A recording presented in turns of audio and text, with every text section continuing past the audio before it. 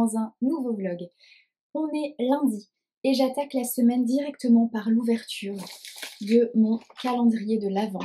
Le calendrier de l'Avent concocté par Steph qui était dans mon swap, le swap de Noël des lectrices 2022. Donc je vais ouvrir la case du jour. Avant, je vous montre les petites mignonneries qu'il y avait dans ce calendrier. Voilà, que je vous ai pas montré parce que j'ai pas filmé ces derniers jours. Un Toblerone, un Verters original et un petit mot pour me souhaiter une belle journée qui est arrivé à pic parce que c'était samedi et samedi je reprenais le travail après une semaine de vacances. Je m'étais proposée pour revenir 2 jours plus tôt parce que normalement j'étais encore en repos ce week-end, donc je m'étais proposée pour revenir parce qu'il manquait quelqu'un au travail et j'avais vu qu'en poste c'était 2 collègues avec lesquels j'apprécie travailler et que j'apprécie tout court. Donc voilà, je m'étais proposée pour revenir travailler et il s'avère que l'une d'entre elles était en accident de travail, donc on s'est retrouvés avec un renfort. Et le lendemain, donc hier, dimanche, l'autre collègue était en arrêt Covid. Donc je suis ravie, je me suis proposée pour revenir sur mes congés pour travailler avec 2 collègues que j'apprécie et je me suis retrouvée toute seule avec 2 renforts. Trop cool, j'étais ravie. Bref, ça m'apprendra. De toute façon, à chaque fois que je me propose pour dépanner, ça se retourne toujours contre moi, il y a des merdes. Je crois que je vais arrêter de faire ça. Je vais faire ma petite vie tranquillou et voilà. Bref, voilà, coup de gueule passé. Je vais ouvrir la case numéro 12. Hey, hey. Ça se mange. Je connaissais pas ces trucs-là. Il y en avait un dans une case précédente et j'ai découvert et c'est trop bon. Donc voilà, petit hérisson, guimauve et caramel. Je vous le recommande. C'est trop bon. Voilà pour le calendrier. Rendez-vous demain pour la case suivante. Et maintenant, ce que je veux vous montrer, c'est ce paquet reçu de la part des éditions Pocket. Pourquoi? Parce que je ne vous l'ai pas dit par ici, je crois, mais j'ai été sélectionnée pour faire partie du jury des lecteurs Pocket 2023. Donc on va avoir, je sais même pas combien, un certain nombre d'ouvrages à lire au cours des mois prochains pour élire, voilà. Et donc moi je suis pour la catégorie roman étranger. J'ai trouvé que la sélection était magnifique, donc je me suis inscrite pour faire partie du jury et j'ai été sélectionnée, je suis ravie. Et donc j'ai reçu mon premier lot de livres à lire. Alors, les 3 premiers ouvrages, il y a un petit mot. Bonjour, vous les attendiez avec impatience. Voici vos premières lectures de la sélection littérature étrangère du Grand Prix des lecteurs Pocket 2023. Nous espérons qu'elles vous plairont. Ok, super. Alors, le premier, N'oublie pas les fleurs de Genki Kawamura. Ça se dit probablement pas du tout comme ça, mais c'est pas grave. Je ne lis pas la 4e de couverture parce que j'aime pas trop lire les 4e de couverture quand je vais me plonger dans un bouquin. En tout cas juste avant, si c'est des mois avant ou des semaines avant, ça me dérange pas. Mais là, comme je vais vraiment le lire tout bientôt, je préfère ne pas la lire. Mais si vous voulez en savoir plus tout de suite là maintenant, allez voir sur internet. Sinon de toute façon je vous en reparle très prochainement parce que ça va devenir une des lectures prioritaires. Ensuite, il y a L'orpheline de Fondling de Stacey Halls. Celui-là, c'est un roman que j'ai déjà lu en grand format. Il était sorti chez Michel Lafon. Et j'avais beaucoup aimé ce roman. Le gros bémol que j'avais à dire, c'est que la 4e de couverture spoilait plus de la moitié du roman. Et c'est pour ça que je ne lis pas les 4e de couverture à l'avance en temps normal, parce que franchement, arriver, surtout que c'était, je sais plus trop la taille du roman, mais là en petit format il fait 400 pages. Donc quand tu lis 200 pages et que t'es même pas encore arrivé au rebondissement de la 4e de couverture, je trouve ça assez limite quand même. Les 4e de couve qui spoilent beaucoup trop, moi ça m'agace. Donc je ne lis plus normalement les 4e de couverture. Du coup là je vais pas vous la lire parce que j'ai pas envie de vous spoiler, mais en tout cas c'était une très jolie histoire, j'avais beaucoup aimé. Si vous voulez savoir ce que j'en pense, je vais pas refaire le pitch, mais faut pas hésiter à aller voir ma chronique, elle doit être dispo encore sur Insta ou sur le blog. Et ensuite il y a QI, que j'ai énormément vu passer sur les réseaux sociaux, de Christina Dulcher, par l'auteur de Vox. Ah oui, Vox aussi, j'ai pas mal vu passer, je l'ai pas lu Vox non plus. De toute façon, c'est les mêmes genres d'illustrations. Donc je vais pas non plus lire la 4e de couverture, mais par contre j'ai vraiment hâte de le découvrir celui-ci. Voilà pour les premières réceptions de ce Grand Prix des lecteurs. Sur ce, je vais vous laisser et je vous retrouve demain. Hello! On est mardi et je reviens pour vous parler d'un roman que j'ai lu il y a quelques temps déjà, mais dont je ne vous ai pas encore parlé par ici. Il s'agit d'un pique-nique presque parfait de Faith Martin. C'est le tome 2 des enquêtes de Loveday et Ryder, publié chez HarperCollins Noir, et je l'ai lu en lecture commune avec Angie. J'ai pris beaucoup de plaisir à retrouver ce binôme de choc. Donc voilà, pour situer un peu l'action. On se retrouve en plein cœur d'un pique-nique, un pique-nique d'étudiants qui sont un peu amochés parce que l'alcool a coulé à flot. Il y a une mort, a priori accidentelle, et puis des témoignages un peu douteux qui mettent la puce à l'oreille à notre Clément Ryder, à ce fameux coroner, et il a envie de creuser, d'aller plus loin. Donc, ni une ni deux, il fait appel à Loveday, à Trudy Loveday, pour qu'elle puisse revenir enquêter avec lui. J'ai beaucoup aimé ce tome.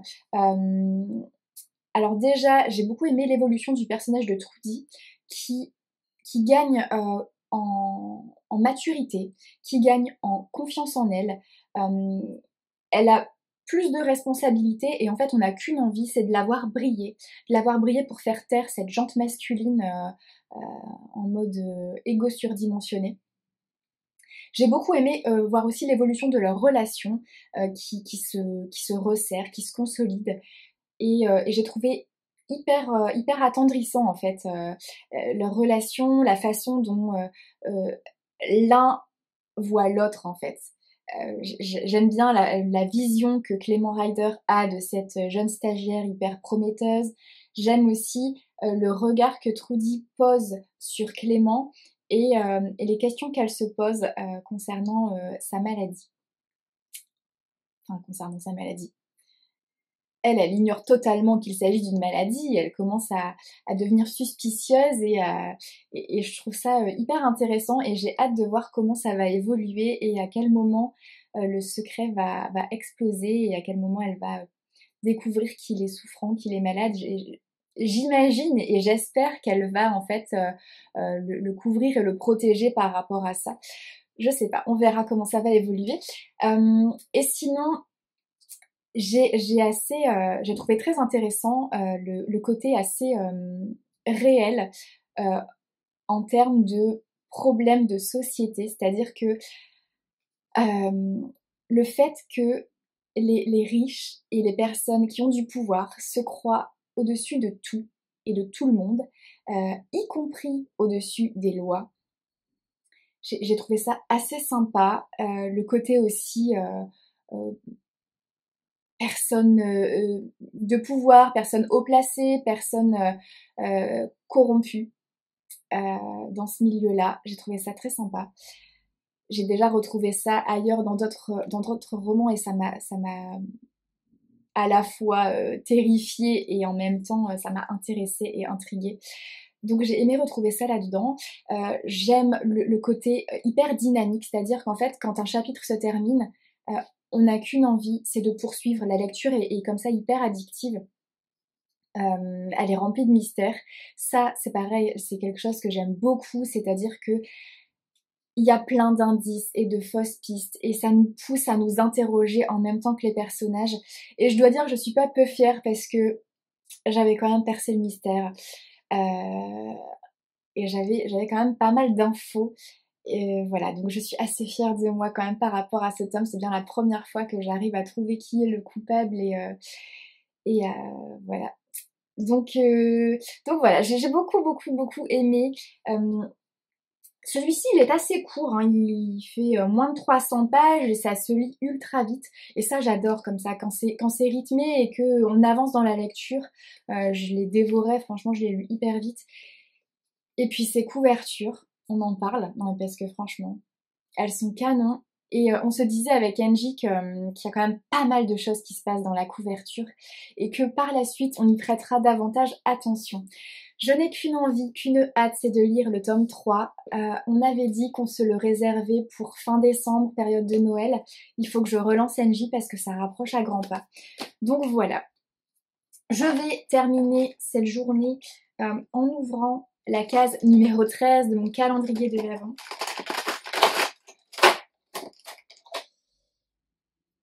C'est un sachet de thé de chez Daman Frères, pomme d'amour. Et ben on va goûter ça, merci Steph. Je vous souhaite une bonne journée. Je vous retrouve aujourd'hui pour vous parler d'un ouvrage que j'ai eu à lire dans le cadre des Gardiennes Leduc ESO 2023. Ça s'appelle J'écoute les signes. C'est un ouvrage de Géraldine Prévost-Gigant, je crois si je ne me trompe pas dans le nom, et ça sortira en février 2023. Alors j'ai plus la date exacte, mais je vous en reparlerai quand ça arrivera. J'étais très contente d'avoir un livre à lire sur cette thématique-là, la thématique des signes, parce que c'est une chose à laquelle je suis particulièrement sensible. Tous les signes comme ça qui peuvent nous arriver au quotidien, dans la vie de tous les jours, mais encore faut-il savoir non seulement les repérer, mais aussi les interpréter, savoir si ce sont vraiment des signes ou pas du tout. C'est un vaste sujet, c'est assez dense et le livre de Géraldine est tout aussi dense que son sujet. Il y a beaucoup d'informations. Alors, j'ai pas réussi à tout retenir en une seule lecture, mais au moins maintenant je sais où aller pêcher mes infos si jamais j'ai besoin d'y retourner. Dans un premier temps, elle va nous permettre de différencier les types de manifestations qui peuvent surgir au quotidien. Donc ça va de l'inattendu, du hasard, en passant par les coïncidences. Elle nous parle des signes, des synchronicités. Il y a beaucoup de choses différentes, avec chacune leur subtilité. Évidemment, c'est encore plus compliqué parce que dans les signes, il y a plusieurs types de signes différents. Dans les synchronicités, il y a plein de types de synchronicités différentes. Donc voilà, elle va nous expliquer tout ça. Elle va nous permettre de différencier un peu les choses. C'est rempli d'informations, mais c'est ultra intéressant. Après ça, elle va nous parler du pouvoir de l'intention. Et là, c'est un chapitre qui m'a beaucoup plu, beaucoup parlé. Elle nous parle donc de l'intention, de la loi de l'attraction, de la gratitude. Et elle va beaucoup axer sur l'intuition, le sixième sens. Se fier à son intuition. Et j'ai trouvé ça super intéressant. Le message de cet ouvrage, enfin en tout cas moi je l'ai pris comme ça, c'est de nous permettre d'être à l'écoute de ce qui se passe autour de nous, à l'écoute de ce qui se passe en nous, de pouvoir se fier réellement à son intuition, se faire confiance pour être réceptif et pour pouvoir les recevoir, ces signes. Il y a quelque chose de très intéressant qu'elle a dit, c'est le côté répétition, c'est-à-dire qu'un signe va se manifester et ça va se répéter. Il va se manifester, se remanifester, jusqu'à ce qu'on puisse le repérer, l'interpréter et éventuellement en faire quelque chose. Le côté répétition, c'est aussi ce qui te permet de savoir que c'est un signe, que c'est réellement un signe. Ah, j'ai trouvé ça ultra intéressant comme information. Pareil, il y a un paragraphe ultra intéressant qui concerne les animaux totems. Et c'est vrai que jusqu'à maintenant, j'avais jamais trop prêté attention à ça. Moi, je sais pas quel est mon animal totem et j'aimerais bien, j'aimerais bien qu'il s'impose à moi. Parce que c'est pas toi qui choisis ton animal totem, ça n'a pas de sens. C'est l'animal totem qui te choisit et qui vient dans ta vie parce que t'en as besoin, parce que ça veut justement te faire passer un message. Donc voilà, j'aimerais bien qu'il se manifeste. Peut-être qu'il s'est déjà manifesté d'ailleurs, mais que comme j'étais pas sensible à ça, pas réceptive et que j'y ai pas prêté attention, je suis peut-être passée à côté.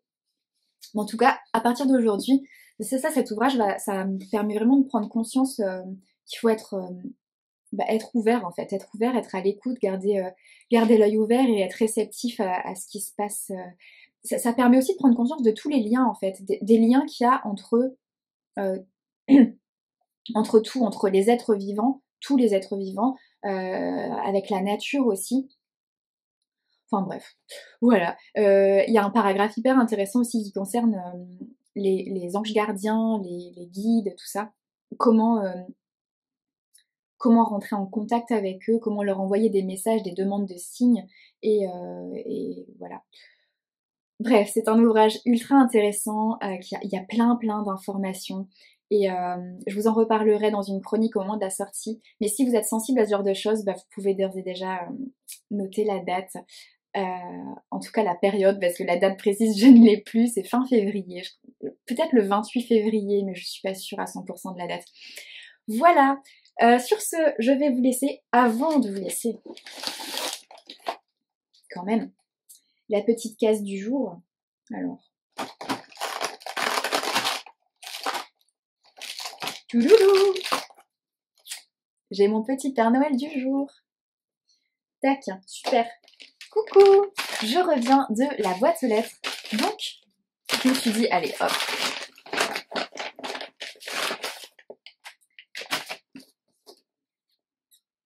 Il s'agit de 10 ans noces de sang de Alice Finet chez Hauteville Suspense. J'avais oublié. Alors, 10 ans de mariage, 10 ans de secret, un anniversaire qu'ils n'oublieront jamais. Mariés depuis des années, Adam et Amelia ont connu des jours meilleurs. Adam a sacrifié sa vie de couple sur l'autel de sa carrière de scénariste. Le week-end en Écosse qu'ils viennent de remporter est sans doute leur dernière chance de prendre un nouveau départ. À chaque anniversaire, le couple échange les traditionnels cadeaux de mariage et Amelia écrit à son mari une lettre qu'elle ne le laisse jamais lire. Jusqu'à maintenant. Ont-ils vraiment gagné ce week-end par hasard? Il semblerait que quelqu'un épie leurs moindres faits et gestes. Quelqu'un qui paraît bien décidé à faire en sorte que cet anniversaire soit le dernier. Ah, bientôt adapté en série sur Netflix, dis donc. Cool. Je sais qu'elle a écrit un roman l'année dernière qui s'appelle Lui et moi, peut-être. Je sais que je l'ai dans ma palle, mais je ne l'ai pas encore lu. Voilà, je suis très curieuse de découvrir celui-ci en tout cas. Je vais le lire très prochainement. Je veux vous parler de ce petit roman. Petit. De ce petit roman, Pascal, bien sûr. Il fait plus de 600 pages. Je vais donc vous parler de cette brique, n'est-ce pas? Pachinko, que j'ai enfin terminé. J'ai mis un temps fou à le lire parce que j'ai pas arrêté d'être interrompue dans ma lecture. Il y a des ouvrages pour le Duc Ezo notamment qui sont arrivés avec des deadlines assez serrés, et comme le Duc Ezo c'est devenu ma priorité cette année, voilà, j'ai dû interrompre Pachinko. J'ai aussi interrompu Pachinko pour ma lecture commune avec Angie. Bref, pauvre Pachinko, je l'ai fait traîner. Et pourtant, c'est un super roman, ultra intéressant. J'ai pris énormément de plaisir à découvrir ce roman dont j'avais énormément entendu parler. J'en attendais beaucoup. J'ai pas été déçue, pas du tout, même si je l'ai trouvé un peu long sur la fin. J'avais hâte quand même que ça se termine et de passer à autre chose. Alors après, c'est peut-être parce que, effectivement, comme je l'ai fait traîner longtemps, si j'avais eu plus de temps à y consacrer, je me serais peut-être pas fait cette réflexion-là. En tout cas, superbe roman, d'un point de vue historique ultra intéressant, culture coréenne et japonaise, c'est quelque chose que je connaissais pas du tout. J'ai lu très peu de romans qui se passent en Asie. Et alors Japon, Corée, jamais. C'était la première fois que je lisais un ouvrage comme ça. Donc d'un point de vue historique et culturel, j'ai trouvé ça ultra intéressant. Et puis c'est un roman qui m'a clairement fait penser à Pour que chantent les montagnes, que j'ai lu cette année et que j'ai adoré. Ça a été un de mes coups de cœur de l'année. Dans le sens où il met en scène une femme incroyable, une femme hyper forte, une femme avec une histoire de vie remplie d'événements hyper douloureux, remplie de combats, de sacrifices. Dans celui-ci, donc Sunja, on va la suivre du début, donc de son enfance, jusqu'à ses plus vieilles années. On va la suivre, elle et les générations suivantes.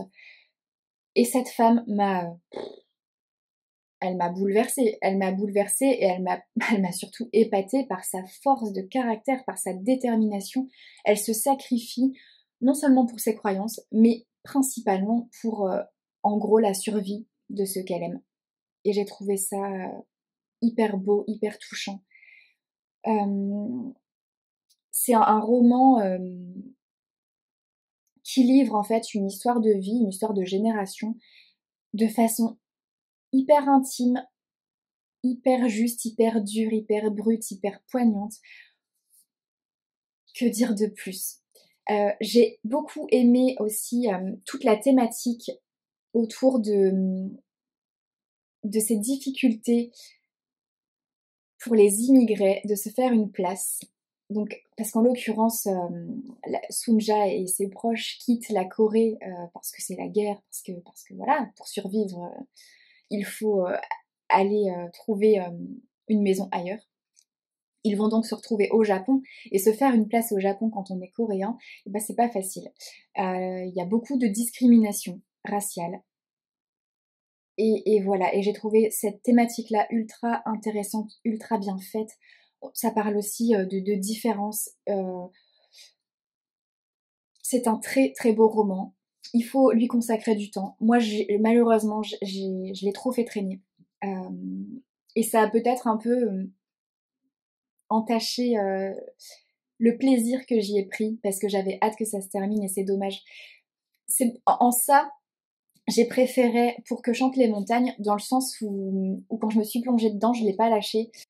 Je vais m'arrêter là, je ne vais pas en dire davantage. Je publierai ma chronique bientôt sur Instagram. Ce que je peux dire, c'est que c'est une très belle lecture. Ça prend aux tripes, c'est poignant, c'est bouleversant, ça émeut. C'est historiquement hyper intéressant, culturellement aussi, et je ne regrette pas de m'être enfin plongée dans Pachinko depuis le temps que j'en entendais parler et qu'on me disait Pascal, il faut que tu lises Pachinko. Oui, ça y est, je l'ai lu et je ne peux à présent que vous le recommander à mon tour. Pachinko de Min Jin Lee, évidemment aux éditions Charleston. Sur ce, je vais vous abandonner. Je voulais en profiter rapidement pour vous remercier pour tous les messages que je reçois, pour le soutien que je reçois. Et n'hésitez pas à liker, n'hésitez pas à vous abonner pour me soutenir, ça me fera évidemment très plaisir. N'hésitez pas non plus à me laisser des petits commentaires auxquels je me ferai une joie de répondre. Voilà, je vous abandonne. Je vais aller démarrer un nouveau roman, je vais lire Surface de Olivier Norek. Je me plonge dedans et donc je viendrai vous en parler dans le prochain vlog. Sur ce, je vous souhaite une bonne journée, une très belle semaine et je vous dis à la semaine prochaine.